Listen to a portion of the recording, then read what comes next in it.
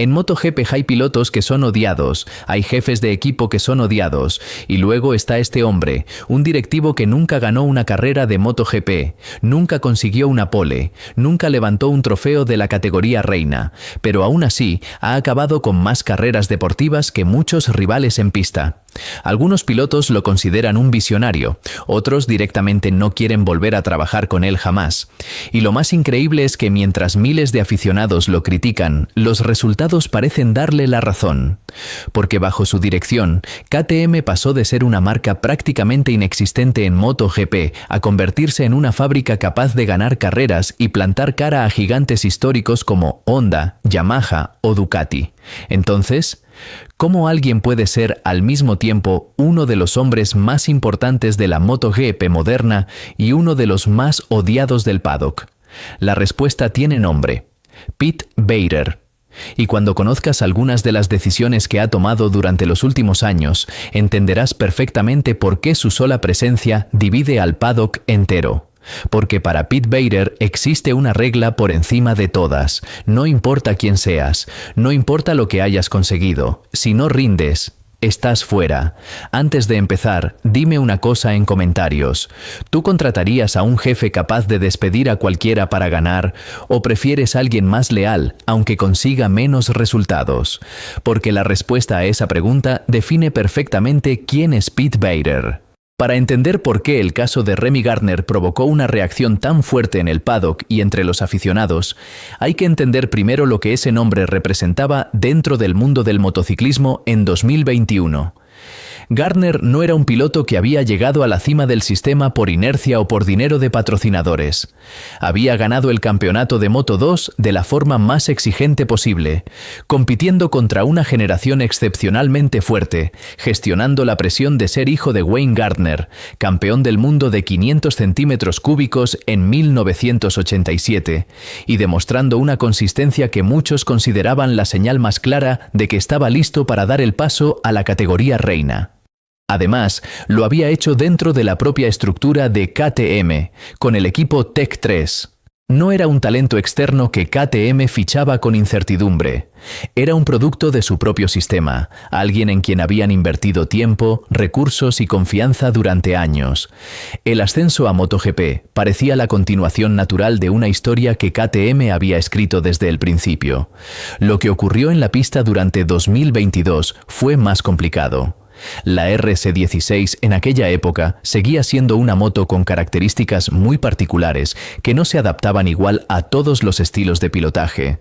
Era exigente físicamente, requería una confianza en el tren delantero que muchos pilotos tardaban temporadas en desarrollar. Y Gardner, como la mayoría de rookies en MotoGP, independientemente de su talento previo, necesitó tiempo para encontrar ese nivel de confianza en una moto radicalmente diferente a todo lo que había pilotado antes. Los resultados de esa primera temporada reflejaron esa dificultad. No fueron los resultados que KTM esperaba, aunque en el contexto de lo que la mayoría de rookies producen en su primera temporada en MotoGP, tampoco eran estadísticamente extraordinarios en negativo. Lo que sí fue extraordinario, y lo que convirtió el asunto en noticia más allá del resultado deportivo, fue la respuesta de Pete Beirer. En lugar de gestionar la situación internamente, como es la norma en el paddock cuando un equipo y un piloto no están rindiendo según lo esperado, Beirer hizo declaraciones públicas cuestionando el nivel de compromiso y la actitud profesional de Gardner. Palabras como esas, pronunciadas por el director del departamento de MotoGP de KTM en un medio, no son simplemente crítica deportiva, son una forma de comunicación que en el paddock tiene consecuencias que van mucho más allá de la carrera siguiente, porque cuando el director de tu equipo dice públicamente que no estás suficientemente comprometido, ese mensaje llega a todos los demás equipos del paddock, llega a los directores deportivos que en ese momento pueden estar evaluando fichajes. Llega a los patrocinadores que vinculan su inversión a la imagen del piloto. Y llega a otros pilotos jóvenes dentro del sistema KTM que leen entre líneas que ninguna posición está garantizada por ningún resultado previo, ni siquiera un título mundial. KTM no renovó a Gardner para 2023. Una sola temporada, sin la segunda oportunidad que la mayoría de los entornos competitivos del deporte motor consideran el mínimo razonable para evaluar a un piloto en una categoría nueva. La reacción del paddock fue significativa porque venía de múltiples direcciones. Pilotos que nunca habían sido parte del sistema KTM expresaron incomodidad con la forma en que se había gestionado la situación. Directores de otros equipos señalaron, con la discreción diplomática habitual en el paddock, pero con suficiente claridad para quien sabía leer, que ese tipo de gestión pública de los problemas con un piloto no era la norma por razones que tenían que ver con la cultura del paddock y con el respeto que los profesionales esperan recibir independientemente de sus resultados. Y los aficionados, especialmente los australianos y los que habían seguido la trayectoria de Gardner desde Moto2, procesaron lo ocurrido con una indignación que encontró sus cauces habituales en redes sociales y foros especializados. La pregunta que quedó flotando en el ambiente fue la misma que el público se hace siempre en estas situaciones: si ni siquiera el campeón del mundo de la categoría inmediatamente inferior, pilotando la moto de la fábrica que lo había formado, recibía una segunda oportunidad para demostrar su valía. ¿Qué mensaje enviaba eso sobre la cultura de KTM bajo la dirección de Bader? El caso de Gardner habría podido leerse como una anomalía si fuera el único de su tipo, pero no lo era. Y cuando se pone en perspectiva junto a los casos anteriores, el patrón que emerge es suficientemente consistente como para que la etiqueta de trituradora de pilotos, que no es una metáfora creada por los aficionados, sino una que empezó a circular dentro del propio paddock, resulte bastante precisa como descripción del sistema. Johan Zarco fue quizás el caso más llamativo antes de Gardner, porque llegó a KTM con un perfil que hacía su fracaso especialmente sorprendente y su salida especialmente reveladora. Zarco en 2019 no era una promesa, era una realidad confirmada. 2 campeonatos consecutivos de Moto2 en 2015 y 2016 lo habían convertido en uno de los pilotos más codiciados del mercado. Su primer año en MotoGP con Tech 3 Yamaha había producido resultados que sorprendieron a todo el paddock, y cuando llegó a KTM existía en el ambiente una expectativa real de que su inteligencia técnica y su capacidad para analizar y desarrollar motos podría ser exactamente lo que la RC16 necesitaba en esa fase de su desarrollo. Lo que ocurrió fue lo contrario. La RC16 de 2019 era una moto con características de comportamiento en las que la confianza en el tren delantero era absolutamente crítica. Y Zarco, cuyo estilo de pilotaje dependía en gran medida de una sensación específica de la rueda delantera que la Yamaha le daba y la KTM no le proporcionaba de la misma forma, nunca encontró esa conexión. Las sesiones de entrenamientos producían datos que no convencían a nadie. Los resultados de carrera no mejoraban al ritmo esperado. Y la relación entre piloto y equipo empezó a deteriorarse de una forma que en el paddock cerrado de MotoGP era difícil de ocultar. El proceso que llevó a la ruptura anticipada del contrato de Zarco tuvo su dimensión pública y su dimensión privada. La pública fue una serie de declaraciones de ambas partes que reflejaban la tensión acumulada. La privada, según fuentes del paddock de aquella época, fue una negociación que tenía tanto de alivio mutuo como de ruptura conflictiva. Zarco quería salir, KTM en cierta forma también quería que saliera, pero la forma en que se gestionó públicamente esa salida dejó la impresión de que el proyecto no había tenido en cuenta suficientemente las características del piloto antes de hacer el fichaje. Después vinieron otros. Danilo Petrucci llegó a KTM desde Ducati con un historial de victorias en MotoGP que incluía una victoria en Le Mans bajo condiciones de lluvia que muchos consideran una de las mejores actuaciones de la última década en la categoría. Duró una temporada. Sus resultados no satisficieron las expectativas y el contrato no se renovó. Iker Lecuona representaba el perfil diferente. El joven talento que KTM había desarrollado dentro de su propia cantera y que llegó a MotoGP como una apuesta de futuro. Tampoco consiguió los resultados que el equipo esperaba en el tiempo que el equipo consideró suficiente para evaluarlos, y su carrera en MotoGP terminó antes de poder consolidarse. Raúl Fernández llegó como campeón subcampeón de Moto2 en 2021, en el mismo año en que Gardner ganaba el campeonato, con expectativas enormes basadas en una actuación en Moto2 que había sido extraordinaria. Su adaptación a la RC16 fue especialmente complicada, y la relación con el equipo terminó también de forma prematura y no especialmente limpia en términos de imagen pública. Lo que une todos estos casos es una característica del sistema KTM bajo Vader que resulta coherente aunque incómoda. El equipo tiene claridad absoluta sobre lo que quiere ver en términos de resultados. Tiene los plazos internamente definidos para evaluar si ese rendimiento está llegando. Y cuando la evaluación es negativa, actúa con una rapidez y una decisión que en el entorno normal del deporte motor resulta inusual porque la mayoría de los equipos tienen una aversión natural a aceptar públicamente que una decisión de fichaje fue un error. KTM bajo Vader no tiene esa aversión. Puede cambiar de piloto con una velocidad que sus rivales no replican, y eso tiene ventajas competitivas evidentes porque significa que nunca quedan atrapados durante demasiado tiempo en situaciones que no funcionan. Pero también tiene un coste en términos de la percepción que el mercado de pilotos tiene del equipo como empleador.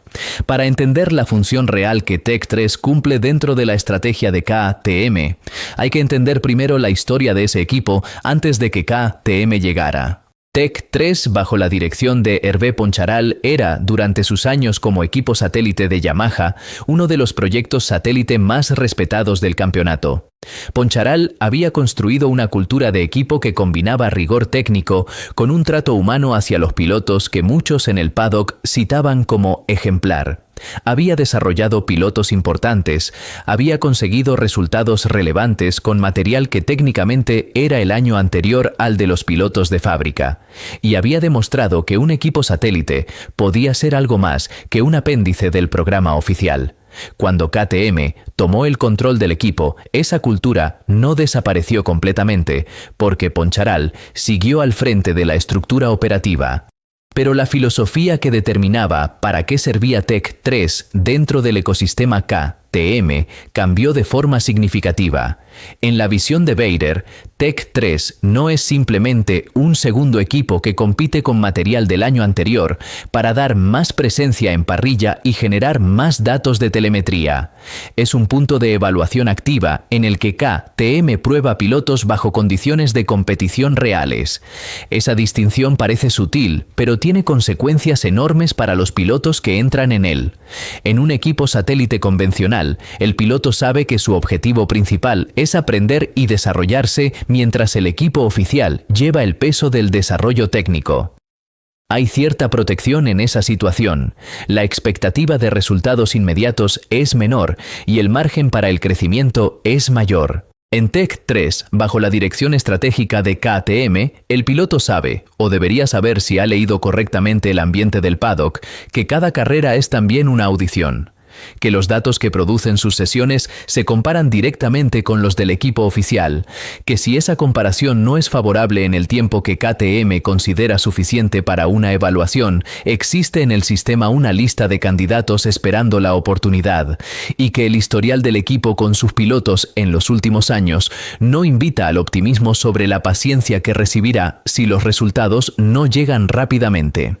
Eso genera una presión psicológica en los pilotos de Tech 3 que no tiene equivalente directo en otros equipos del campeonato. No es solo la presión normal de rendir en MotoGP, que ya de por sí es considerable. Es la presión adicional de saber que el estándar con el que se te evalúa puede cambiar en cualquier momento y que la segunda oportunidad, si el historial del equipo sirve de referencia, puede no llegar. Para KTM, esa presión es en cierta forma parte del diseño. Un piloto que siente que su posición no está garantizada produce frecuentemente su mejor rendimiento porque la motivación extrínseca de no perder el asiento amplifica la motivación intrínseca de querer ganar. Es un principio de gestión que existe en muchos entornos competitivos y que produce resultados medibles en términos de rendimiento a corto plazo.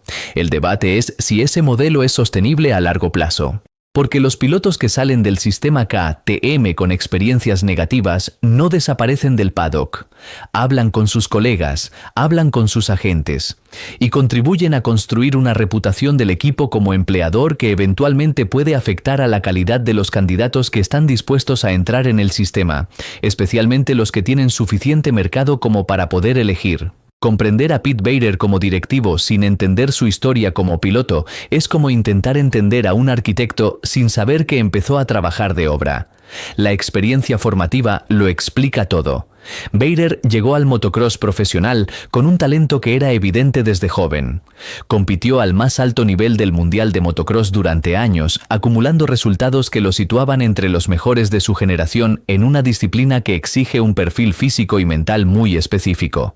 El motocross de alto nivel es brutal en sus demandas. Los circuitos son superficies irregulares que cambian durante la carrera.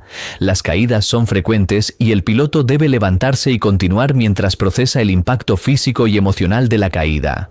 La resistencia al dolor y la capacidad de tomar decisiones bajo condiciones de estrés físico extremo son cualidades que el motocross cultiva de una forma que otros deportes de motor no replican con la misma intensidad. Esa formación tuvo un final abrupto e irreversible. En 2003, durante una prueba del Mundial de Motocross celebrada en Bulgaria, Bader sufrió una caída que resultó en una lesión medular que le dejó una parálisis parcial. El tipo de accidente que en el ámbito médico se describe en términos funcionales y que en el ámbito humano representa una transformación completa de la vida que una persona había construido y que había planeado continuar construyendo. Para un piloto en activo con una carrera que todavía tenía años de desarrollo por delante, esa situación tiene una dimensión de pérdida que va más allá de lo deportivo. La identidad de un piloto profesional está construida sobre lo que puede hacer físicamente en la pista. Cuando esa posibilidad desaparece de forma violenta e irreversible, la pregunta sobre quién eres sin esa actividad no tiene respuestas fáciles. Bader encontró su respuesta en KTM. Regresó a la fábrica austríaca no como piloto sino como directivo, comenzando un proceso de transformación de la marca en el ámbito deportivo que llevaría años pero que tendría una consistencia y una ambición que no tenían precedente en la historia de KTM. La estrategia que implementó partía de una premisa que sus competidores tardaron en tomar en serio. KTM no iba a intentar ganar en MotoGP comprando experiencia externa. Iba a construir esa experiencia desde dentro. Iba a desarrollar su propia cantera de pilotos, su propia filosofía de desarrollo de motos y su propia cultura de competición que fuera KTM en cada detalle, no una versión de lo que hacían Honda o Yamaha con el logo naranja pegado encima. Eso implicó decisiones que en su momento parecían extrañas. Invertir masivamente en el Red Bull Rookies Cup para identificar y desarrollar talento joven antes de que otros fabricantes lo vieran. Construir una estructura de Moto 3 y Moto 2 que fuera el paso previo obligatorio para llegar a MotoGP dentro del sistema. Aceptar años de resultados mediocres en MotoGP como coste necesario de un proceso de aprendizaje que no tenía atajos. Cuando Brad Binder ganó el Gran Premio de República Checa en 2020 dando a KTM su primera victoria en MotoGP, ese resultado no fue la casualidad que los titulares de prensa de ese día hacían parecer. Fue la consecuencia de una decisión tomada años antes de seguir un camino que en el corto plazo no producía victorias, pero que en el largo plazo construía la base para conseguirlas. Ese es el contexto que Bader ve cuando toma las decisiones sobre pilotos que desde fuera parecen frías o desconsideradas. No está evaluando el rendimiento de un piloto en el vacío. Lo está evaluando dentro de un plan a largo plazo que tiene su propia lógica y sus propias prioridades. Y cuando un piloto no encaja en ese plan, la eficiencia del sistema requiere que la situación se resuelva de forma rápida, aunque no siempre de la forma más elegante. La gestión de la llegada de Pedro Acosta a MotoGP fue quizás el episodio más complejo de la historia reciente de KTM en términos de comunicación pública y de impacto en la percepción del equipo, precisamente porque ocurrió en un momento en que KTM ya era competitiva y las decisiones tenían consecuencias más visibles y más analizadas. Acosta llegó al sistema de KTM con una reputación que en el paddock del motociclismo se construye en años y que él había construido en meses. Su temporada de debut en Moto3 en 2021 fue estadísticamente una de las mejores de la historia reciente de la categoría. La velocidad de adaptación, la consistencia de los resultados y la forma en que gestionaba las presiones de una categoría tan impredecible como Moto3 generaron un consenso raro en el paddock, donde el debate sobre el talento de un piloto joven normalmente dura años. Acosta era diferente. Era el tipo de talento que aparece una vez cada muchos años.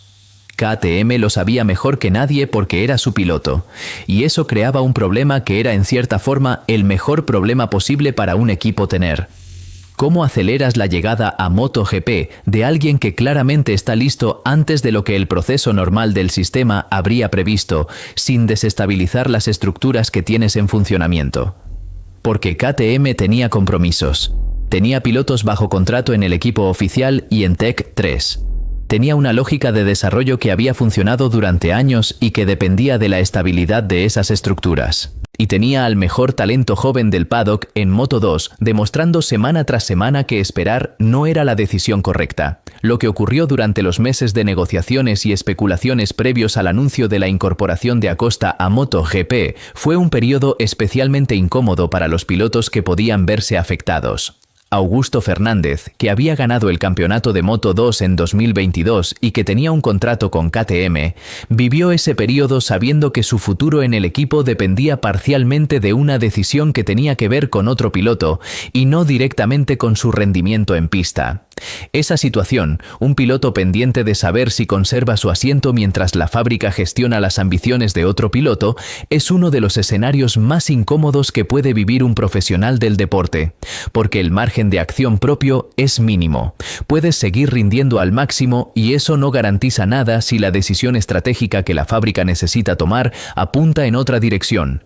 KTM resolvió finalmente la situación y Acosta llegó a MotoGP en 2024 con GasGas, la marca hermana, y los resultados que produjo en su primera temporada justificaron ampliamente la decisión de no esperar más. Pero el camino hasta ese punto dejó de nuevo la sensación que varios casos anteriores habían generado, que dentro del sistema KTM la posición de cualquier piloto es contingente de una forma que en otros equipos no existe de la misma manera.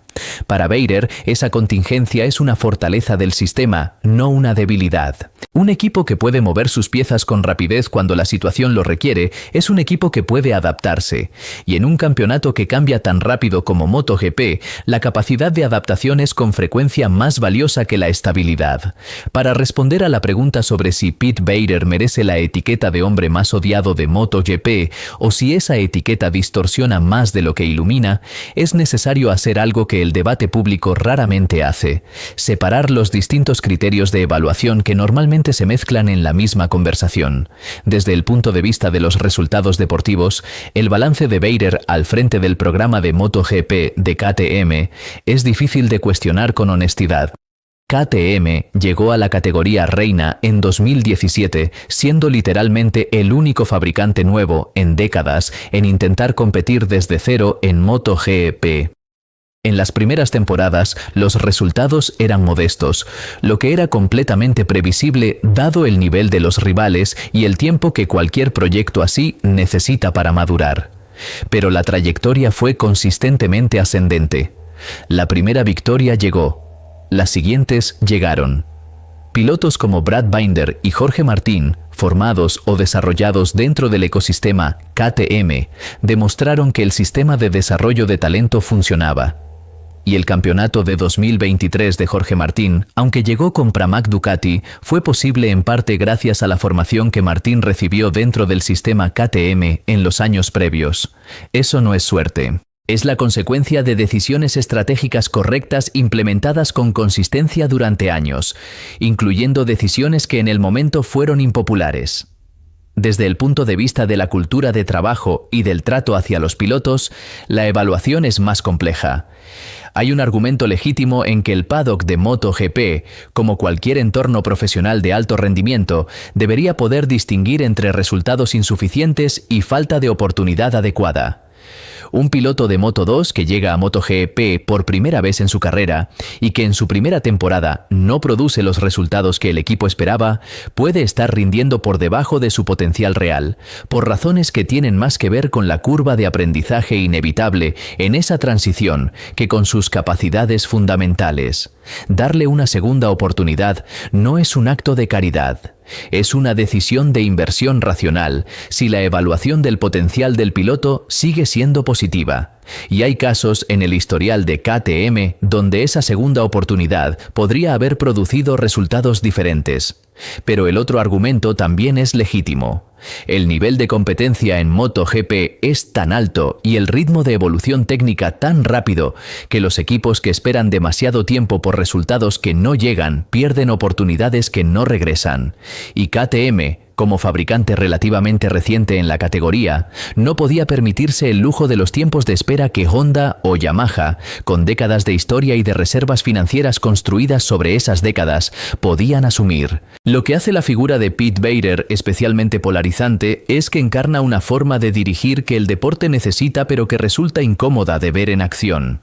El deporte de élite produce narrativas de lealtad, de familia, de comunidades unidas por pasiones compartidas.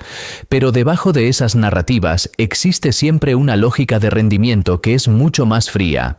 Beirer simplemente no oculta esa lógica detrás de las narrativas. La gestiona de forma visible y a veces ruidosa, y eso genera la reacción emocional que genera. ¿Es el villano del paddock? En el sentido de que hay personas que consideran que ha actuado de forma injusta con pilotos específicos. Sí. En el sentido de que ha dañado carreras de forma gratuita o por razones ajenas al rendimiento deportivo, la evidencia no apoya esa conclusión de forma clara, y en el sentido de que KTM sin las decisiones que él tomó sería un proyecto menos competitivo del que es hoy, la respuesta es inequívocamente no. La realidad más precisa es probablemente menos dramática que cualquiera de las dos narrativas extremas. Beirer es un directivo que aplica principios de gestión que no fueron diseñados para maximizar la comodidad de los pilotos, sino para maximizar el rendimiento del proyecto. Que a veces esos principios producen situaciones que desde fuera parecen innecesariamente duras es posible. Que la alternativa de un sistema más protector habría producido los mismos resultados deportivos es mucho menos probable. Quizá esa sea la verdadera razón por la que Pete Beirer genera tantas emociones. Porque representa la cara más fría del deporte, la parte donde los sentimientos importan menos que las décimas, donde los contratos valen menos que los resultados, y donde una promesa puede desaparecer en cuestión de meses. Pero también representa algo más, la ambición, la obsesión por ganar, y la voluntad de tomar decisiones que otros no se atreven a tomar. Por eso algunos lo consideran un villano y otros un genio. Lo único seguro es que sin él, KTM probablemente no estaría donde está hoy. Y mientras siga tomando decisiones igual de agresivas, la polémica está garantizada. Ahora te toca a ti. ¿Pete Beirer es un visionario que hizo lo necesario para convertir a KTM en una potencia de MotoGP? ¿O es un directivo que ha cruzado demasiadas líneas para conseguir resultados? Te leo en comentarios.